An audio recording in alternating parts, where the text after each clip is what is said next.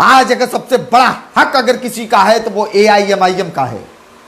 अगर कोई ये कहता है, कोई अगर ये कहता है कि MIM फलाने की एजेंट है तो उसको मुंह तोड़ जवाब दीजिए। अगर जरूरत पड़ेगा ना तो सख्ती से उसके साथ पूछिए कि बताओ तुम्हारा सियासी तजुर्बा क्या है। अगर MIM फला पार्टी की फला है तो बताओ उसने जौनपुर में इलेक्शन क्यों नहीं लड़ा। हमने इलेक्शन नहीं लड़ा कि वाहिद एक सीट है जौनपुर में जो समाजवादी पार्टी, जो समाजवादी पार्टी में वो माइनॉरिटी के खाते में जाती, यानी कि मुसलमानों के खाते में जाती है। वाहिद एक सीट है। कभी समाजवादी पार्टी ने मल्हनी से चुनाव नहीं लड़ाया। बाई इलेक्शन है, इस वक्त बाई इलेक्शन है।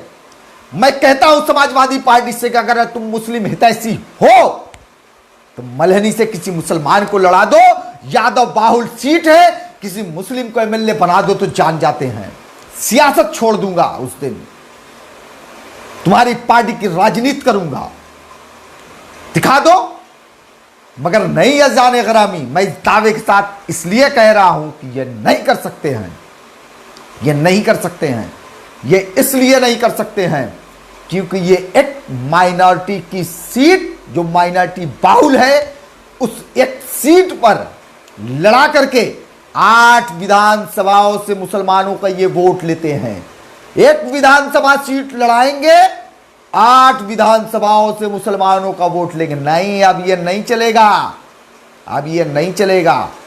जनता को जागरूक करने के लिए मजलिस इत्तेहादुल मुस्लिमीन गांव गांव पहुंचेगी, पहुंच रही है इंशाअल्लाह ताला।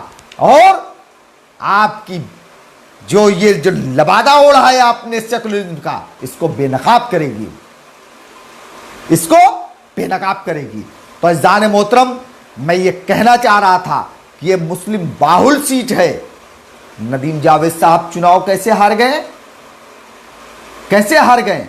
इतनी बड़ी जनउद्धारी पार्टी कांग्रेस, प्रदेश की सत्ताधारी उस वक्त की पार्टी समाजवादी, दोनों मिलकर के लड़ते हैं इलेक्शन।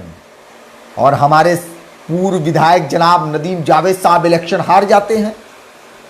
क्यों हारते हैं साहब? 78,000 वोट दिया, तमाम बिरादरियों के वोट कहां गए साहब? सवाल बनता है कि नहीं बनता? मजलिस तो सवाल करेगी ना। यही समाजवादी के पार्टी के लोग कहते हैं ना कि मजलिस फलाने की एजेंट है। अरे अगर इतनी डर है अगर आपको, तो कभी क्या कोशिश किया कि भारतीय जनता पार्टी से अगर समाजवादी पार्टी लड़ रही है तो हम भी भारतीय जनता पार्टी से लड़ रहे हैं। देश के अंदर अगर सबसे ज्यादा अगर भारतीय जनता पार्टी के पॉलिसी एजेंडे को अगर किसी ने पर्दाफाश किया तो हमारे सदर मोहतरम बैरिस्टर असदुद्दीन ओवैसी साहब ने किया, समाजवादी पार्टी ने नहीं किया। यकीनन हम छोटी पार्टी हैं, यकीनन हम छोटी पार्टी हैं, मगर हमारे जो सदर मोहतरम हैं उनके जबान से जो बातें निकलती हैं वो नेशनल पैमाने की वो बातें होती हैं। समाजवादी पार्टी के लीडर अखिलेश यादव जी की तरह वो क्षेत्रीय मामले में महदूद नहीं रहती साहब। हमने मुल्की पैमाने पर, हमारी पार्टी ने तर्जुमानी किया है तमाम मसले मसलहत पर, अपोजिशन की भूमिका को निभाया है। यकीनन हम सवाल भी करना जानते हैं, हमारे मुंह में जबान भी है और हम सवाल करेंगे। सुनो समाजवादी पार्टी के लोगों, सुनो कांग्रेस के लोगों, तुमको जवाब देना पड़ेगा क्योंकि तुम लोग इख्तिदार की कुर्सियों पर रहे हो और तुमको जवाब देना पड़ेगा। जनता के बीच में हम जाएंगे और ये कहेंगे कि 70 सालों से इन मुख्तलिफ पार्टियों को वोट दिया, चाहे वो कांग्रेस की शक्ल में हो, चाहे वो समाजवादी की शक्ल में हो, क्या किया है। हम पूरा इसका पूरा डेटा निकलवाएंगे, बड़े बड़े इश्तिहार बनवाएंगे, एक एक घरों तक पहुंचाएंगे और पर्दाफाश करेंगे इस फर्जी सेकुलरिज्म का। अगर आज कोई सेकुलरिज्म को मजबूत कर रहा है तो यकीनी तौर पर हम मजबूत कर रहे हैं उसको, हमारी पार्टी मजबूत कर रही है।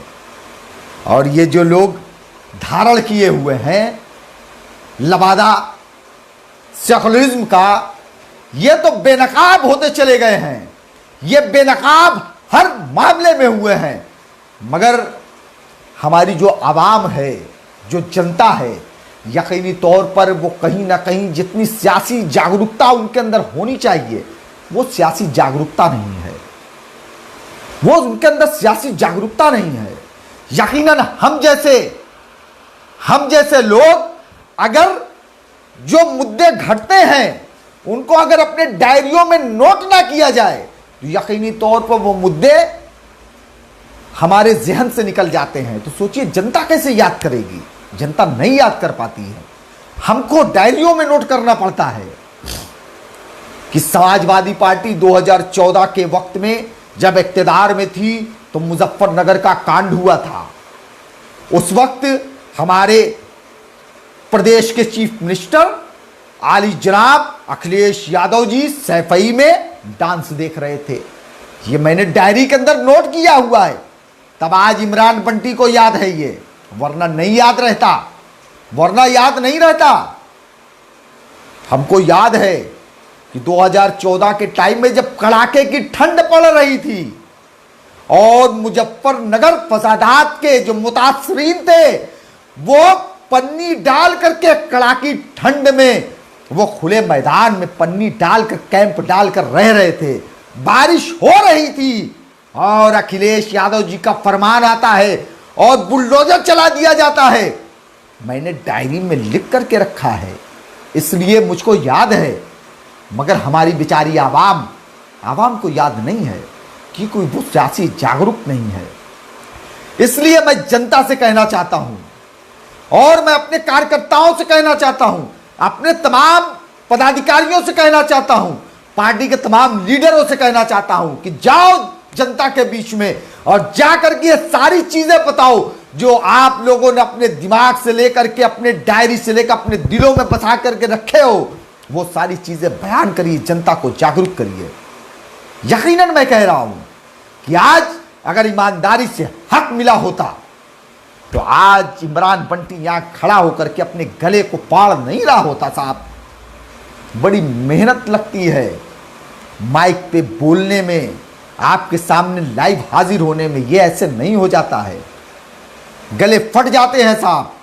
और जो बयान होता है ना वो यहां का दर्द बयान होता है। वरना अगर सियासत का शौक होता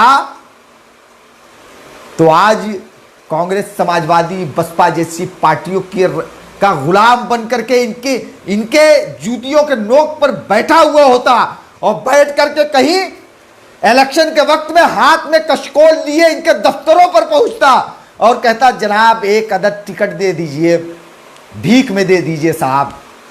मगर नहीं, सियासत का शौक नहीं है। मैं चाहता हूं कि जो सूझबूझ टूटी फूटी सलाहियत से अल्लाह तबारक व तआला ने नवाजा है, उसकी सलाहियत के बदौलत जनता के लिए कुछ किया जाए, आवाम के लिए कुछ किया जाए। जिन तक हक और हुकूक नहीं पहुंचा है उन हक और हुकूक तक उन तक पहुंचाया जाए।